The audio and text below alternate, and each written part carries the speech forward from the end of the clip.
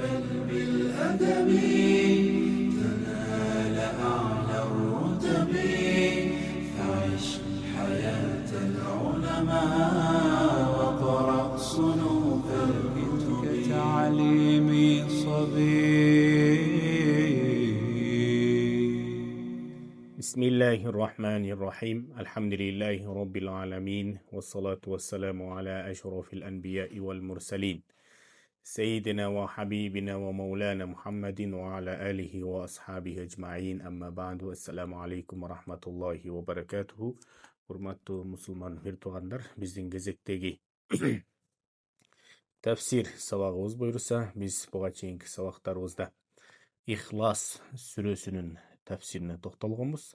Бүгін сіздерменен бұйырса, Құр'анда аталған Фәлақ сүресінің тәфсиріне тоқталабыз. Фәлақ сүресі Құр'андағы тәртібі бойынша 113-ші сүре. 5 аяттан тұрады. Меккеде түсірілген сүрелерден. Сүреде 23 сөз жана 73 тамға бар. Эми бұл сүренің фазилети бойынша Убай бин Кааб радиаллаху анхунун айтысы бойынша пайғамбарыбыз саллаллаху алейхи вассалам өзінің хадисінде мындай дейді. Кимде-ким Фәлақ жана Нас сүрелерін оқыса, Аллах Тааладан пайғамбарларға түшірілген әрбір китепти баштан аяқ оқығандай соопко ээ болот деди пайғамбарыбыз саллаллаху алейхи вассалам. Демек, бұл жерде пайғамбарларға деп атат. Bir ғана пайғамбарыбызға емес, бұға чейинки дагы түшүрүлгөн кейбір пайғамбарларға түшүрүлгөн китептер болгон. Ошол китептерди да окугандай соопко ээ болот деген бир фазилети жатат. Эми Фәлақ сүрөсү менен Ихлас сүрөсүнүн кандай байланышы бар десек, албетте Ихлас сүрөсү бул Фәлақ сүрөсүнө чейинки сүрөлөрдөн.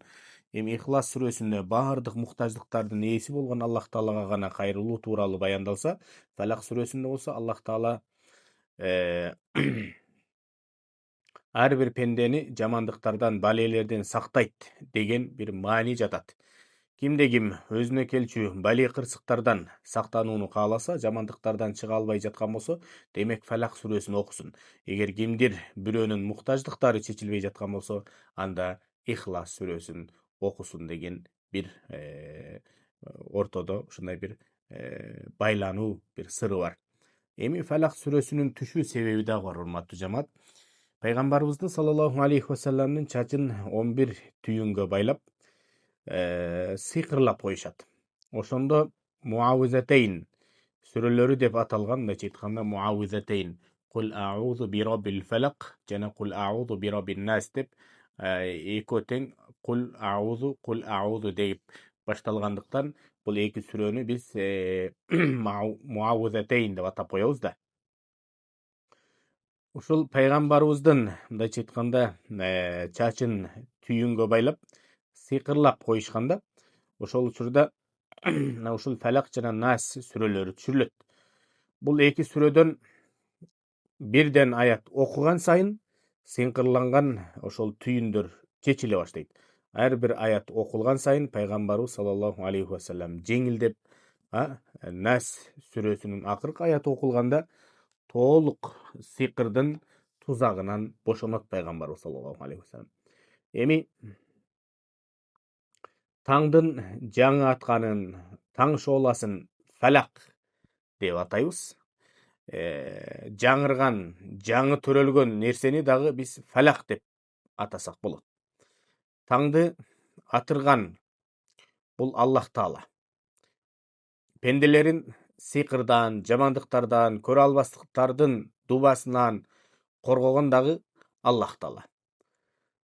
Таңкы убакта инсаният жакшы маанайда, жайдары абалда, маанайы көтөрүлгөн жакшы абалда болот.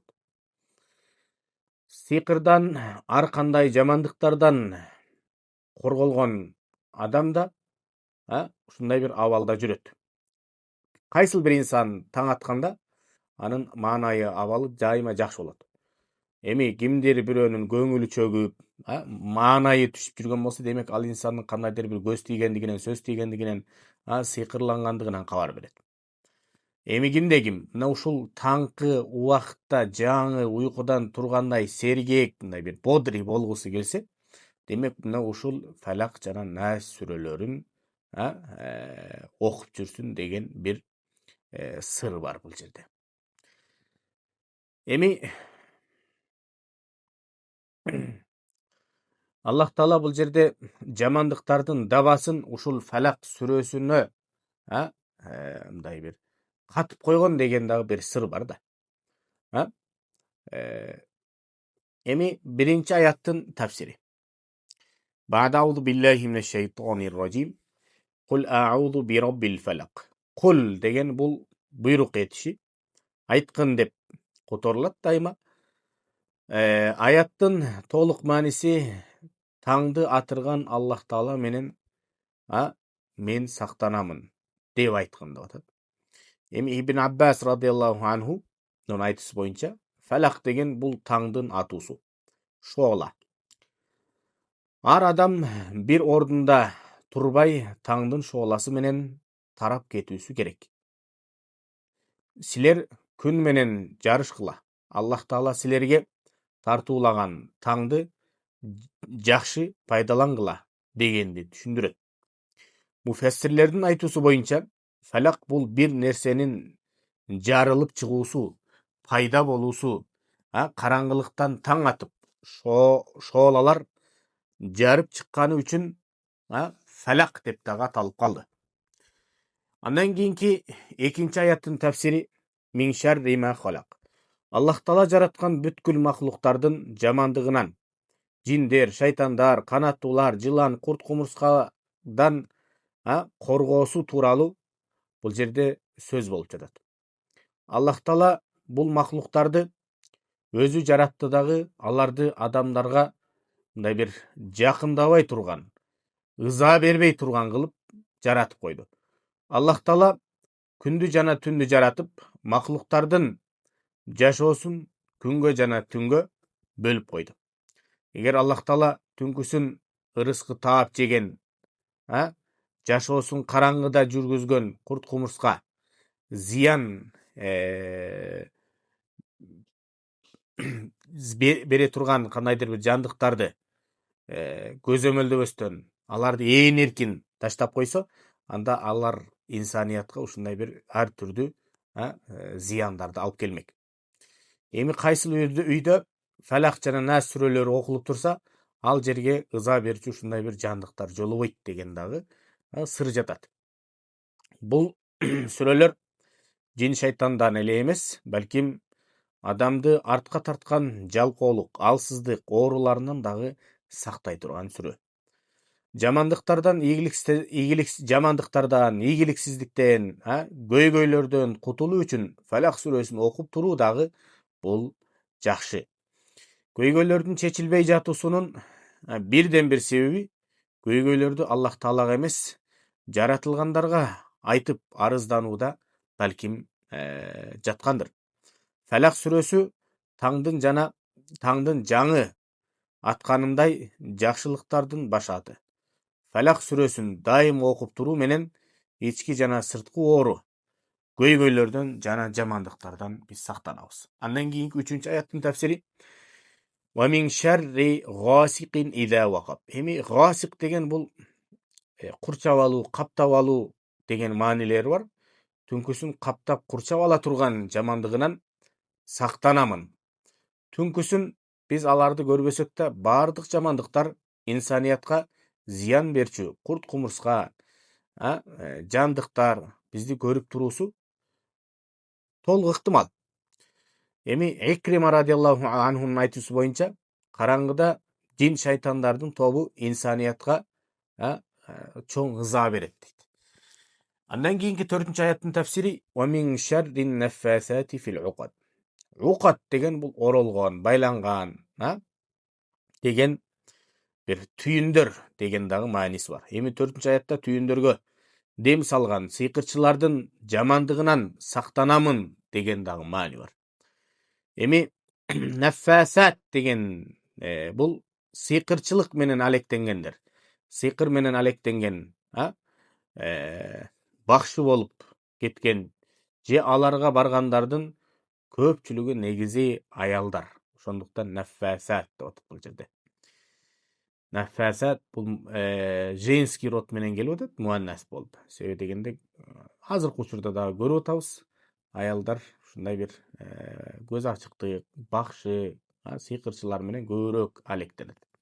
Андан кийинки 5-чи аяттын тафсири болсо: "Ва мин шарри хасидин ида хасад."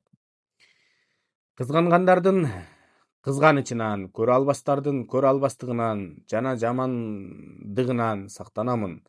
Фалак сүрөсүндө 2-чи аяттан баштап жамандыктардан коргоо тууралуу баяндалат.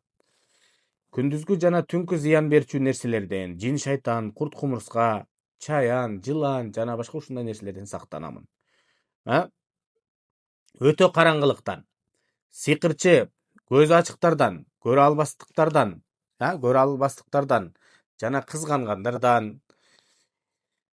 Эми бул жерде эмне себептен кызгангандан, кызганган адамдан коргоо, паана тилөө суралып жатат десе, себеби көрө албаса кызганчак, эмдечи айтканда, көрө албас, кызганчак,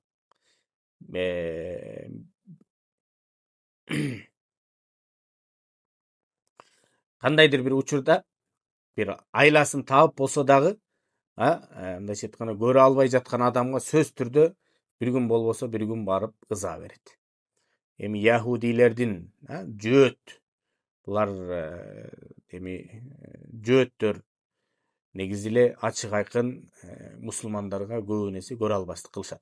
Мына ушулардын да көрө албастыгынан сактанамын, ич тардыгынан сактанамын деп жатат бул жакта. Эми яхудилердин пайгамбарыбызга саллаллаху алейхи вассаламга болгон көрө албастыгы бир ченемсиз болгон. Мушриктердин көрө албастыгынан сактагын деген да сөздөр бар. Арасынан эң туурасы бардык көрө албастардын көрө албастыгынан сактагын деп бул жерде баяндалып атат. Себеби көрө албас кызганчак адамдын табияты бирдей. Яхудиби, мушрикпи, жөөтпү, кафырбы, башкабы айырмасы жок. Эми Хусейн бин Фадл ал-Бажали айтат: Аллах Таала бул сүрөдө бүткүл жамандыктарынан сактап койду. Жана 5-чи аятында көрө албастык менен бүтүрдү. Себеби көрө албастык бүткүл инсанияттын табиятында бар дейт. Аллах субханаху ва таала бардыгыбызга ушундай бир кең пейилдүүлүк, жакшы мүнөз, кандайдыр бир башкаларга ыраазы болуу, башкаларды ыраазы кылуу ушундай бир мүнөз берген болсун. Аллахым баарыбыздын кулк мүнөзүбүздү, адеп ахлагыбызды иншалла өзү сүйгөндөй, өзү ыраазы болгондой таризде бизге ошондой адеп ахлак берген болсун. Иншалла биз эмки сабагыбыздан Кур'андагы эң акыркы сүрө болгон Нас сүрөсүнүн тафсиринен улайбыз. Аллах субханаху ва таала баарыбызга пайдалуу илим берген болсун. Ва ахиру давана анилхамдулиллахи роббил аламин. Ассаламу алейкум ва рахматуллахи ва баракатуh. حياة العلماء وقرأ صنوف الكتب